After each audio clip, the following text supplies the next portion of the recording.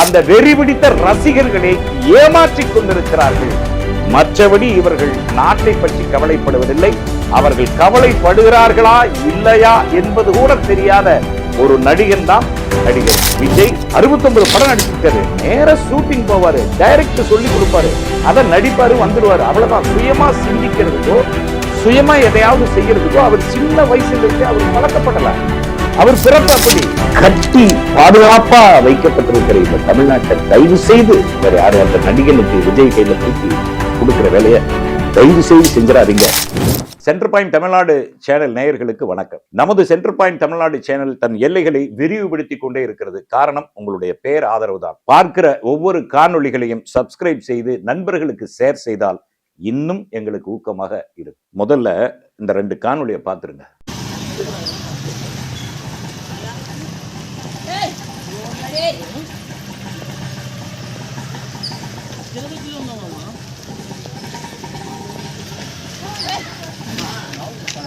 தொந்தரவு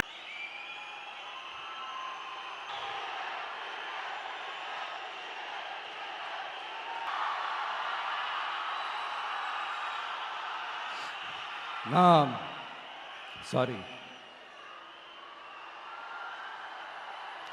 இதை யாரும் அசைக்க முடியாது. மக்களை நேசிக்கிற விஜய் வேணுமா, மக்கள் விரோத ஆட்சி நடத்துற ஸ்டாலின் சார் வேணுமா? முதல்ல நீங்க பார்த்த காணொளி தொப்பி அம்மா. ஒரு 2 வருஷத்துக்கு முன்னால பிரபலமா பேசப்பட்ட ஒரு அம்மா. திருவண்ணாமலையில அவங்க நடந்துகிட்டே இருப்பாங்க.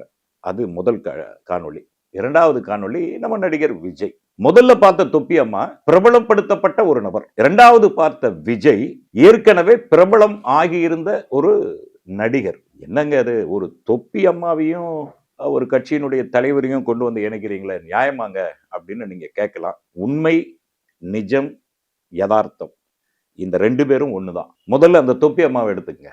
அவங்க எந்த ஊரு, யாரு, அவங்க சொந்தக்காரங்க யாரு, எந்த ஊர்ல இருந்து வந்தாங்க எதுவுமே தெரியாது. அவங்க அப்படியே கொஞ்சம் சித்தப்பிரம பிடிச்சவ மாதிரி நடந்து வந்தவங்க திருவண்ணாமலையில வந்து செட்டில் ஆயிட்டாங்க. அவங்களுடைய அந்த கோலத்தை பார்த்து திருவண்ணாமலைக்கு வழிபட வர்றவங்க சாப்பாடு வாங்கி கொடுக்கறது, கூல்ட்ரிங்க்ஸ் வாங்கி கொடுக்கறது, பிஸ்கட் வாங்கி கொடுக்கறது அப்படின்னு அவங்களுடைய காலம் வந்து நகர்ந்து போய்கிட்டே இருந்தது. இதை பார்த்துக்கிட்டே இருக்காங்க. இதுல சில வியாபாரிகள் என்ன பண்றாங்கன்னா, இதை வச்சு சம்பாதிக்கணும் அப்படிங்கிற முடிவுக்கு வந்து ரூம் போட்டு ஆலோசனை பண்ணி ஒரு பொருளியை கிளப்பி விடுறாங்க. அவங்க கடவுளுடைய அவதாரம் அப்படிங்கிற ஒரு பொருளியை கிளப்பிவிட்டு இந்த வாட்ஸ்அப்பு, ஃபேஸ்புக்கில் எல்லாம் போட்டு அவங்க போட்டோவை எடுத்து போட்டு இவங்க கடவுளுடைய அவதாரம், இவங்களை கும்பிட்டா குழந்தை பிறக்காதவங்களுக்கு குழந்தை பிறக்கும், இவங்களை கும்பிட்டா தீராத வியாதி எல்லாம் தீந்துரும், அவங்க சாப்பிட்டு துப்புற மீதியை சாப்பிட்டா புற்றுநோய் எல்லாம் சரியாயிடும், அவங்க குடிக்கிற தண்ணியை மீதியை குடிச்சா உடல் இருக்கிற வியாதிகள்லாம் போயிடும், அதே மாதிரி அவங்க காலை தொட்டு கும்பிட்டா திருமணம் ஆகாதவங்களுக்கு திருமணம் நடக்கும், அப்படியே அவங்க நடந்து போற அந்த மண்ணை எடுத்து நெத்தியில வச்சுக்கிட்டா வீடு கட்டணும்னு நினைக்கிறவங்க வீடு கட்டலாம். இப்படி எல்லாம் போட்டு புரளிய கிளப்பி விட்டு ஒரு மாசம் மார்க்கெட்டிங் பண்ணாங்க. இதுக்கு ஒரு பெரிய டீமே இயங்கிருக்கு.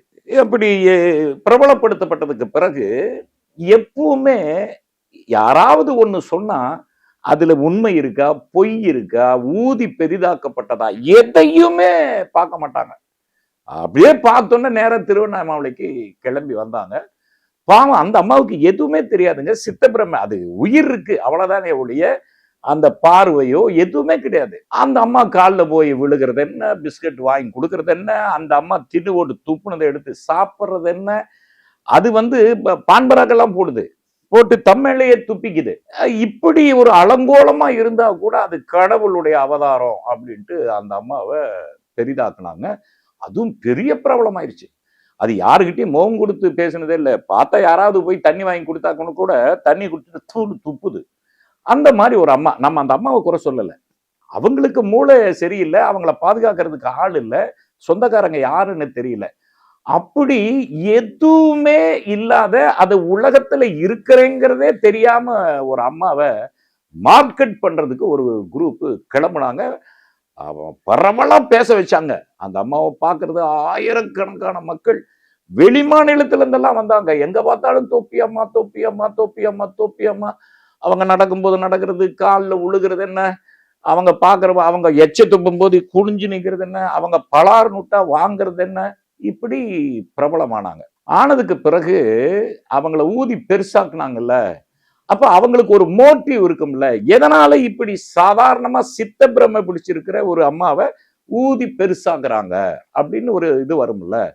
அவனுக்குள்ள ஒரு கமிட்டியை போட்டானுங்க. இது வந்துங்க இப்ப நம்ம கற்பனையா சொல்ற செய்தி இல்லை. இன்னைக்கு நீங்க திருவண்ணாமலையில போனீங்கன்னா அங்க இருக்கிற வியாபாரிகள் சொல்லுகிற செய்தி. அவனுங்க எல்லாம் சேர்ந்து ஒரு கமிட்டி போட்டானுங்க. என்ன கமிட்டினா, இந்த அம்மாவுக்கு வந்து ஒரு பீடம் அமைக்கணும், அதாவது ஒரு மடம் கட்டணும், அந்த மடத்துக்கு வந்து இத்தனை கோடி செலவாகுது அப்படின்னு அறிக்கை விட்டானுங்க. ஆனா இந்த ஊடகங்கள்லாம் இல்லாதப்ப அது நடந்திருக்கும், நிச்சயமா நடந்திருக்கும். பல மடங்கள் அப்படிதான் உருவாகி இருக்கு. ஆனா இன்னைக்கு ஊடகங்கள்லாம் வந்ததுனால இதனுடைய உண்மைத்தன்மை என்ன அப்படின்னு தெரியறதுக்கு நம்மால ஒரு 4-5 பேர் கிளம்புவான்ல, கேமராவை தூக்கிட்டு போனா தோலை உரிச்சு சொல்லிட்டானுங்க, இல்ல இல்ல இது வந்து ஒரு மார்க்கெட்டிங் டீம் வந்து இவங்களை வச்சு சம்பாதிக்கிறதுக்கு ஐடியா பண்ணி தான் இப்படி பண்ணிட்டு இருக்கிறானுங்க அப்படின்னு சொன்னோன்னே அவனுங்களுடைய திட்டம் தோல்வி. அவனுக்கு திட்டம் என்னன்னா, ஒரு 200 கோடி 300 கோடி வசூல் பண்ணி அதில் ஒரு 20-30 கோடிக்கு பீடத்தை கட்டி அதில் அந்த அம்மாவை உட்கார வச்சுக்கிட்டு காலம் பூரா உட்காந்து சாப்பிடலாம் அப்படிங்கிறத அந்த டீமுடைய எண்ணம்ங்கிறத சில ஊடகங்கள் வெட்ட வெளிச்சம் ஆக்கிட்டாங்க. அதுக்கப்புறம் இப்ப அந்த தொப்பி அம்மா பாவம், அதுக்கு என்ன தெரியும், தன்னை வச்சு இப்படி ஒரு விளையாட்டு நடந்துட்டு இருக்குன்னு அந்த அம்மாவுக்கு தெரியாது.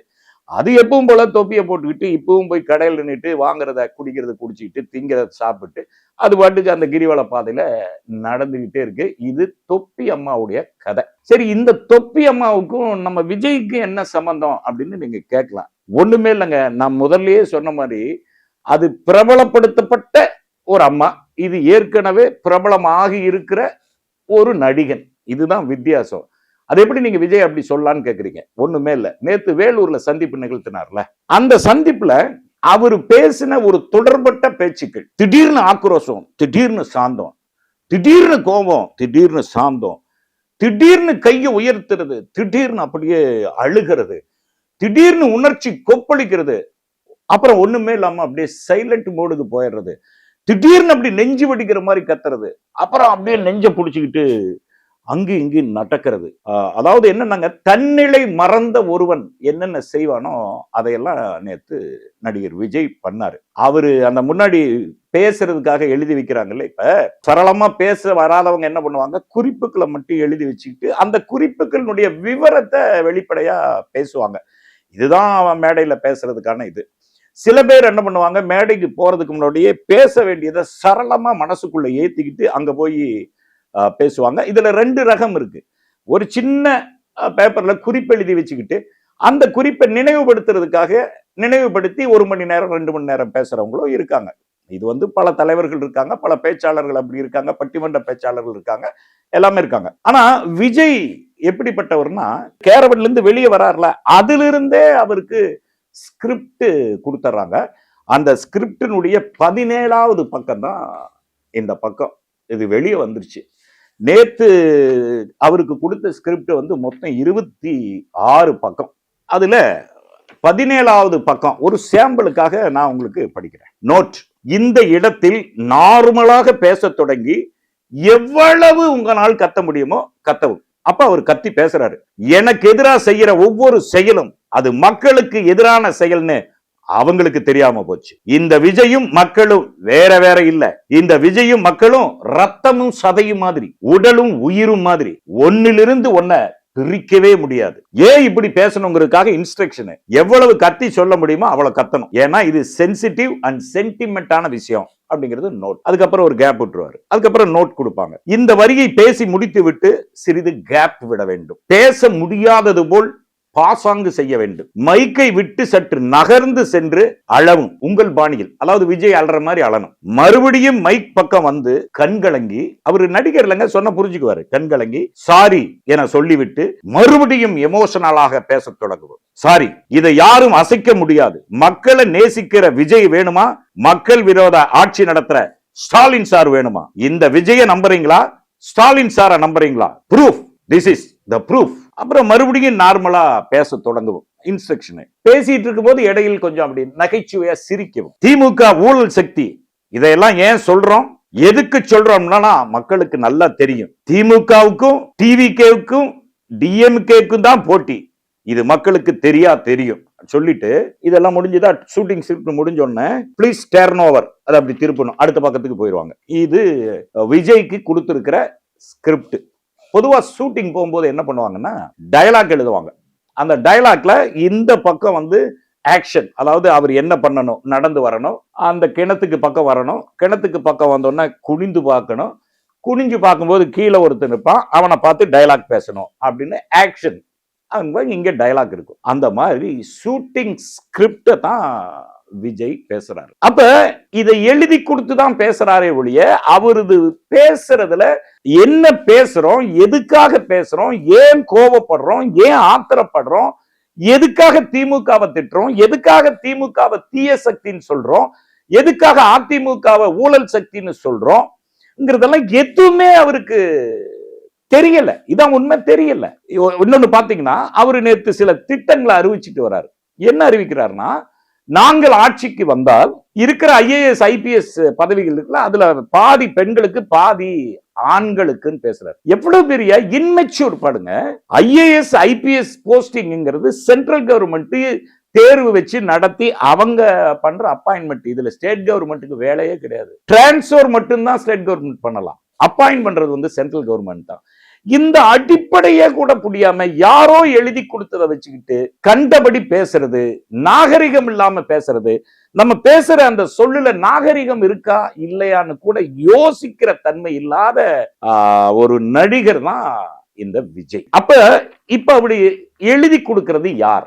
ஏன் அவர் வந்து இப்படி பேசுறாரு, தன்னிலை மறந்து பேசுறாரு, ஒரு பொறுப்பற்ற தன்மையில பேசுறாரு, எதையுமே உள்வாங்காம பேசுறாரு, எதையுமே படிக்காம பேசுறாரு. அவர் டிவி எதுவுமே நாட்டு நடப்பு எதுவுமே அவருக்கு தெரியல. ஏன்னா அவர் பேசி முடிச்சு பனையூர் பங்களாவுக்குள்ள போயிட்டாருன்னா அங்க யாருமே கிடையாதுங்க. அவருடைய மனைவி கிடையாது, அவருடைய பிள்ளை கிடையாது, அவங்க தந்தை கிடையாது, அவங்க மனைவி கிடையாது. அவ்வளவு பெரிய பங்களால தனி ஒரு ஆளா இருக்கிறாரு. ஆலோசனை சொல்றதுக்கு முன்னணி பொறுப்பாளர் கூட அவ்வளவு சீக்கிரம் அணுக முடியாது. இப்பேற்பட்ட சூழல்ல இருக்கிற ஒரு பொம்மை தான் அந்த நடிகர். சரி, அப்ப இவருக்கு எழுதி கொடுக்கிறது யாரு? இதுல நம்ம தெளிவாயிட்டோம்னா இவர் அங்கீகரிக்கிறதா வேண்டாமா அப்படிங்கிற ஒரு தன்மைக்கு நம்ம வந்துடலாம். இப்ப திருவண்ணாமலை தொப்பி அம்மா இருக்கிறாங்க இல்லையா, அவங்க எதுவுமே தெரியாதவங்க. அவங்கள வச்சு ஒரு கும்பல் கோடி கோடியா சம்பாதிக்கணும்னு திட்டம் போட்டு, இவரை பொறுத்தளவுக்கு நமக்கு பாக்குறதுக்கு தான் உச்ச நடிகராக இருக்கிறாரே தவிர, ஆனால் அவருக்கும் எதுவுமே தெரியாதுங்க.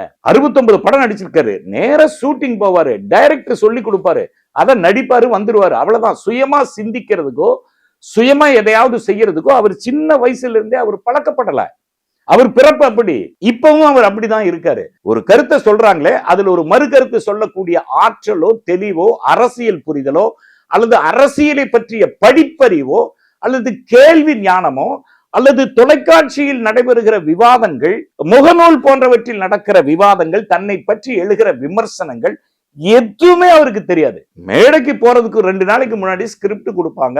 அந்த ஸ்கிரிப்டில் இருக்கிற எமோஷன் எங்க வேகணும், எங்க அழுகணும், எங்க சைலண்ட் ஆகணும், எங்க கேப் விடணும், எங்க சாரி சொல்லணும், எங்க கேள்வியா கேட்கணும்ங்கிறதெல்லாம் ஸ்கிரிப்ட். அப்ப இவரை இயக்குகிறவர்கள் யார்? இதுதான் ரொம்ப முக்கியங்க. இவரை இயக்குவதன் மூலம் அவர்கள் என்ன பலன் அடைய நினைக்கிறார்கள் அப்படிங்கிறத நம்ம தெரிஞ்சுக்கிட்டோம்னா அது நமக்கு ரொம்ப ஈஸியா இருக்கும். அதனாலதான் தொப்பி அம்மாவை வந்து உதாரணம் சொன்னேன். இப்ப எப்படின்னா, இவரை 3 சக்திகள் இயக்குகிறது.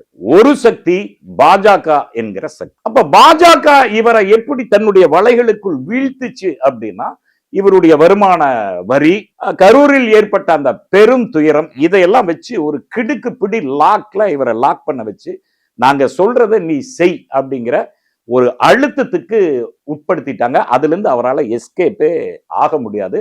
அதனாலதான் அவர் எங்கேயுமே பாஜகவை திட்டவே மாட்டாரு, குறிப்பிடவும் மாட்டாரு, விமர்சனமும் செய்ய மாட்டார். அப்படியே எங்கேயாவதுன்னா கொள்கை எதிரி அப்படிங்கிறதோட கடந்து போயிடுவார். ஏன்னா அவரால் திட்ட முடியாது. இப்படி பாஜக வந்து இவரை கைபொம்மைய எதற்கு பயன்படுத்துதுன்னா, தமிழ்நாட்டில் எப்படியாவது கால் ஊன்றி விட வேண்டும். அதுக்கு அதிமுகவை பயன்படுத்துது. ஒருவேளை அதிமுகவில் இப்ப ஏற்பட்டிருக்கிற சலசலப்பு, குழு சண்டை, எடப்பாடியார் மீது இருக்கிற நம்பகத்தன்மையற்ற ஒரு விதம், இதெல்லாம் வந்து மறுபடியும் அதிமுக சட்டசபைக்கு போறதுக்கான வாய்ப்பு இருக்குமா அப்படிங்கிற ஒரு கேள்விக்குறி எழுந்ததால் ஆல்டர்னேட்டா ஒருத்தன் வேணும். அந்த ஆல்டர்னேட் யார் அப்படின்னா நடிகர் விஜய். ஏற்கனவே நடிகருக்கு நடிகர் விஜய்க்கு விளம்பர வெளிச்சம் இருக்கு, லட்சக்கணக்கில் ரசிகர்கள் இருக்காங்க. அந்த ரசிகர் பட்டாளத்தை வச்சு நம்ம ஆட்சியை பிடிச்சிடலாம் அப்படின்னா, நாளைக்கு அதிமுக வெற்றி பெறவில்லை என்றால் 1 அல்லது 2 அல்லது 5 இடங்களை பாஜக வென்றால் அப்படியே ஜம்ப் பண்ணி விஜய்க்கு ஆதரவு கொடுத்து விஜய முதலமைச்சர் ஆக்கிட்டு, இப்ப எப்படி டம்மியா இருக்கிறாரோ அதே மாதிரி டம்மி முதலமைச்சரா உட்கார்ந்துக்கிட்டு இந்த தமிழ்நாட்டுல நாம நினைக்கிறதெல்லாம் நடத்தலாம் அப்படிங்கறதான் பாஜகவுடைய நோக்கம். இந்த நோக்கத்துக்கு பின்னால் இருக்கிற எதிர்வினைகள், இந்த நோக்கத்திற்கு பின்னால் இருக்கிற தீயவைகளை பத்தி எதுவுமே விஜய்க்கு தெரியாதுங்க. இதான் உண்மை. அப்படி ஒரு அழுத்தத்துல சிக்கிட்டார். அதற்கு பிறகு 2 திட்டங்கள் இருக்கு. ஒரு திட்டம், நம்ம புஸ்லி ஆனந்த் இருக்கார் பாருங்க, அவரு பாஜகவுக்கு நெருக்கமான ஒரு மனிதர். அவரு ஏற்கனவே பாண்டிச்சேரியில எம்எல்ஏவா இருந்தவர். அவருக்கு அங்க ஒரு 23, 24 சாராய கடைகள், மதுக்கடைகள் இருக்கு. இப்ப அவருடைய நோக்கம் என்ன, பாண்டிச்சேரிங்கிறது ஒரு சின்ன மாநிலம். அந்த சின்ன மாநிலத்துல அவர் வியாபாரம் ஓரளவுக்கு தான் இருக்கு. அவரு ஒருவேளை நாளை விஜய் ஆட்சிக்கு வந்தால் இன்றைக்கு அரசு நடத்தி கொண்டிருக்கிற அந்த டாஸ்மாக்ங்கிறத தனியார் மயமாக்கி ஒட்டுமொத்த தமிழ்நாட்டிலையும் தன்னுடைய சாராய சாம்ராஜ்யத்தை விரிக்கலாம் அப்படிங்கிறது புஸ்லி ஆனந்தனுடைய மிகப்பெரிய கனவு. அந்த கனவு அதிமுகவோ திமுகவோ ஆட்சிக்கு வந்தால் அது நடக்காது. அது அரசுடைமையாக்கப்பட்டது, அரசுடைமையாக்கினதான், தனியார் மயம் ஆகாது. ஆனால் தன் கை பாவையாக இருக்கிற அல்லது தன் சொல்லுக்கு ஆடுகிற விஜய் ஆட்சிக்கு வந்தால் தன்னுடைய சாராய சாம்ராஜ்யத்தை தமிழ்நாட்டில் நிறுவிவிடலாம் அப்படிங்கிறது புஸ்லி ஆனந்தனுடைய லட்சியம். அதுக்கு அடுத்தது பாத்தீங்கன்னா ஆதவ் அர்ஜுன். ஆதவ் அர்ஜுனை பத்தி உங்களுக்கு தெரியும். அவங்க மாமனார் ஒரு மிகப்பெரிய சூதாட்டம், லாட்டரி சாம்ராஜ்யத்தை வைத்துக் கொண்டிருப்பவர் மார்டின். அந்த மார்டினுடைய மருமகன் தான் ஆதவ் அர்ஜுன். அப்ப ஆதவ் அர்ஜுனுக்கு அஜெண்டா என்னன்னா, டிவிகே ஆட்சிக்கு வந்து விட்டால் மற்ற மாநிலங்களில் இருப்பது போல் தமிழ்நாட்டிலும் லாட்டரியை, அந்த சூதாட்டத்தை திறந்து விடலாம். அப்படி திறந்து விட்டுட்டு தன்னுடைய சாம்ராஜ்யத்தை வளர்த்தி கொள்ளலாம் அப்படிங்கிறதான் ஆதவ் அர்ஜுனுடைய கனவு. இன்னொன்னு பாத்தீங்கன்னா, இந்த நோட்டு, இந்த டயலாக், இதெல்லாம் பாத்தீங்கன்னா முழுக்க முழுக்க ஆதவ் அர்ஜுன் திமுக மீது வைத்திருக்கிற அந்த காழ்ப்புணர்ச்சியில ஒரு வெளிப்பாடாகத்தான் இருக்குமே தவிர, இந்த நாட்டிற்கான நல்ல திட்டங்களோ அல்லது இந்த எதிர்கால திட்டங்களோ அல்லது மாநில சுயாட்சியை பற்றிய தீர்மானங்களோ அல்லது ஒன்றிய அரசு திணிக்க நினைக்கிற பல்வேறு நெருக்கடிகளை பற்றி இதுல எதுவுமே இருக்காது இந்த ஸ்கிரிப்ட்ல. ஆக எப்படி ஊதி ஊதி திருவண்ணாமலை தொப்பியம்மா பெரிதுபடுத்தப்பட்டாங்களோ அது மாதிரி விஜயையும் பெரிதுபடுத்திக் கொண்டிருக்கிறது இந்த கார்பரேட் கும்பல். தொப்பியம்மாவுக்கு என்ன மூலதனம் பாத்தீங்கன்னா, எதை சொன்னாலும் பகுத்தறியாம எதை சொன்னாலும் அப்படியே ஏத்துக்கிற இந்த பக்தி வழிபாடு கொண்ட அந்த மக்கள் இருக்காங்கல்ல, அப்பாவி மக்கள், அந்த அப்பாவி மக்கள் தான் கார்பரேட்டுகளுடைய மூலதனம். இப்ப அப்படியே இங்க பாருங்க, அந்த விஜயினுடைய ரசிகர்கள் எதை சொன்னாலும் கைதட்டுறது, எதை சொன்னாலும் விசில் அடிக்கிறது, எதை சொன்னாலும் ஊன்னு கத்துற அந்த அறியாமை இருக்கு இல்லையா, அதுதான் இந்த கார்பரேட் கும்பலின், விஜயை இயக்குகிற கார்பரேட் கும்பலின் மூலதனம். ஏறக்குறைய பக்தி வழிபாடு என்கிற பெயரில் தொப்பி அம்மாவை வைத்து ஏமாற்றினார்கள். விஜய் என்கிற இந்த கை பொம்மையை வைத்து இந்த கார்பரேட் கும்பல் விஜய் பின்னால் இருக்கிற அந்த வெறி பிடித்த ரசிகர்களை ஏமாற்றிக் கொண்டிருக்கிறார்கள். மற்றபடி இவர்கள் நாட்டை பற்றி கவலைப்படுவதில்லை. அவர்கள் கவலைப்படுகிறார்களா இல்லையா என்பது கூட தெரியாத ஒரு தலைவன் தான் அந்த தாவேகாவினுடைய தலைவர் விஜய் என்பதை மக்கள் புரிந்து கொள்ள வேண்டும். நமக்கு இதையெல்லாம் பார்க்கும்போது ஒன்னே ஒண்ணு புரியுதுங்க. என்ன புரியுதுன்னா, இன்னைக்கு விஜய் அவர்கள் பேசும்போது இது டிவிகேவுக்கும் திமுகவுக்கும் தான் போட்டி, நிர்வாக திறனற்ற திமுக, லஞ்சத்தில் ஊறி திளைக்கிற திமுக, அவர் பல்வேறு குற்றச்சாட்டுகளை சொல்றாரு. கடந்த 5 ஆண்டு ஆட்சிகளை பார்க்கும்போது பாஜக கொடுக்கிற நெருக்கடிகள், நிதி தராமல் இருந்தது, இத்தனையும் கடந்து 5 வருஷத்தை மிக பிரமாதமா ஆட்சி செய்திருக்கிறது இந்த திமுக அரசு. கடைசியா உரிமை தொகையிலிருந்து எவ்வளவோ சலுகைகளை மக்களுக்கு கொடுத்து கொண்டிருக்கிறது. இப்ப இவங்க எல்லாம் சாதனை பண்ணிட்டாங்க, ஏற்கனவே செஞ்சிட்டாங்க. இவங்களை பொறுத்தளவுக்கு நாங்க வந்தா செய்வோம்னாது சொல்லணும், அதையும் சொல்ல மாட்டேங்கிறாங்க. உச்சகட்டமா ஒரு திட்டம் என்ன நீங்க ஜெயிக்க வச்சீங்கன்னா நான் ஒவ்வொரு கிராமத்துக்கு என் முகத்தை காமிப்பேன், நீங்க பவுடர் போட்ட என் முகத்தை பார்த்துக்கலாங்கிறதா அவருடைய மாபெரும் அறிவிப்பா நேத்து இருந்தது. நம்ம பொறுத்த அளவுக்கு எப்படின்னாங்க, இன்னைக்கு தமிழ்நாடு இருக்கிற நிலைமை எப்படி இருக்குன்னா, எக்மோர் ஸ்டேஷன்லயும் சென்ட்ரல் ஸ்டேஷன்லயும் போய் பாருங்க, ஒரு நாளைக்கு ஆயிரக்கணக்கான வடமாநில இளைஞர்கள், பெண்கள், பெரியவங்க எல்லாரும் வந்து இறங்குறாங்க. உத்தரப்பிரதேசத்துல இருந்து வராங்க, அஸ்ஸாம்ல இருந்து வராங்க, பீகார்ல இருந்து வராங்க, ஒரிசாவில இருந்து வராங்க, ராஜஸ்தான்ல இருந்து வராங்க. எல்லா மாநிலங்கள்ல இருந்து தமிழ்நாட்டை தேடி வராங்க. என்ன காரணம்? தமிழ்நாடு கொடுக்கிற வேலை வாய்ப்பு, சம்பளம், எல்லாத்த விட பாதுகாப்பு. வடமாநில பெண்கள் எவ்வளவு பேர் வராங்க, அவங்களும் அந்த பாதுகாப்பு உணர்வோட தமிழ்நாட்டில் இருக்கலாம் அப்படின்ட்டு திரண்டு வர்றதை நம்ம பார்க்க முடியுது. வந்த மக்களை நம்ம தமிழ் சமூகம் அரவணைத்து அவங்களுக்கான வேலை, சம்பளம், பாதுகாப்பு எல்லாத்தையும் கொடுக்குறாங்க. இது இப்ப நடந்துகிட்டு இருக்கிற விஷயம். ஒருவேளை இந்த தற்குறிகளின் கையில் ஆட்சி கிடைத்தால் நிலைமைய யோசனை பண்ணி பார்த்தங்க. இங்க இருக்கிற தமிழ் சமூக பிள்ளைகள் மூட்டை முடிச்சுகளை கட்டிட்டு அஸ்ஸாமுக்கு போறது, ஒரிசாவுக்கு போறது, பெங்களூருக்கு போறது, டெல்லிக்கு போறது, பாம்பேக்கு போறது, அங்கெல்லாம் போனா நம்ம பிள்ளைகள் பாதுகாப்பா இருக்க முடியுமாங்க? கொஞ்சம் யோசனை பண்ணுங்களேன். இன்னைக்கு தமிழ் சமூக பிள்ளைகள் இங்கேயே வேலை செய்யறாங்க, இங்கேயே பிழைக்கிறாங்க, நல்லபடியா இருக்காங்க, பாதுகாப்பா இருக்காங்க. நாளைக்கு இவர்களை போன்ற திறனற்றவர்கள், இவர்களை போன்ற நடிகர்கள் கையில் ஆட்சி போயிடுச்சு அப்படின்னா, நம்ம பிள்ளைகள்லாம் மூட்டை முடிச்சுகளை தூக்கிட்டு இன்னொரு மாநிலத்துக்கு போய் வேலை தேடிற அலையில ஒரு அவல சூழலில் கொண்டு வந்து இந்த கார்ப்பரேட் கும்பல்லாம் நம்மளை கொண்டு போய் உற்றுமே அப்படிங்கிற ஒரு பயம்தான் நம்மளை குளநடுங்க வைக்குது. ஆகவே இந்த காணொளியை பார்த்து கொண்டிருக்கிற தமிழ் சமூக மக்களே, இது போலான இந்த கார்ப்பரேட் கும்பல் செய்கிற இந்த வேலைகளை நீங்கள் நன்றாக புரிந்து கொள்ள வேண்டும். இந்த விஜய் போன்ற நடிகர்கள் செய்கிற அந்த விளம்பர வெளிச்சம் இருக்கு இல்லையா, அந்த விளம்பர வெளிச்சத்திற்கு மயங்கி ஒரு 50 வருஷமா கட்டி வச்சிருக்கிற இந்த தமிழ்நாட்டை நம்ம தூக்கி கொடுத்துட்டோம்னா அந்த நிலைமையை நம்மளால சொல்லவே முடியலங்க. ஒரே ஒரு தடவை அஸ்ஸாமுக்கும் பீகாருக்கும் உத்தரப்பிரதேசத்துக்கு போயிட்டு வந்தா தெரியும், இந்த தமிழ்நாடு சொர்க்கம், சொர்க்கத்தில் இருக்கிற மாதிரி இருக்குங்கிறத நம்ம போனா தான் புரியும். அப்படி ஒரு நிலைமையை இந்த தமிழ் சமூகம் தாங்கவே தாங்காதுங்க. அதனால காமராஜரால், எம்ஜிஆரால், ஜெயலலிதாவால், பேரறிஞர் அண்ணாவால், பக்தவச்சலத்தால், மு.க. ஸ்டாலினால் கட்டி பாதுகாப்பா வைக்கப்பட்டிருக்கிற இந்த தமிழ்நாட்டை தயவு செய்து வேற யாரு அந்த நடிகனுக்கு விஜய் கையில தூக்கி கொடுக்கிற வேலையை தயவு செய்து செஞ்சிடாதீங்க. நடிகர் விஜய் அவர்களுக்கு நீங்கள் செலுத்துகிற ஒவ்வொரு வாக்கும் இந்த தமிழ் சமூகத்தின் மீது விழுகிற பேர் இடி என்பதை நீங்கள் புரிந்து கொண்டு செயல்பட வேண்டும் என்பதை இந்த காணொளி வாயிலாக கேட்டுக்கொள்கிறேன். நன்றி. நடுநிலை தவறாத சென்டர் பாயிண்ட்.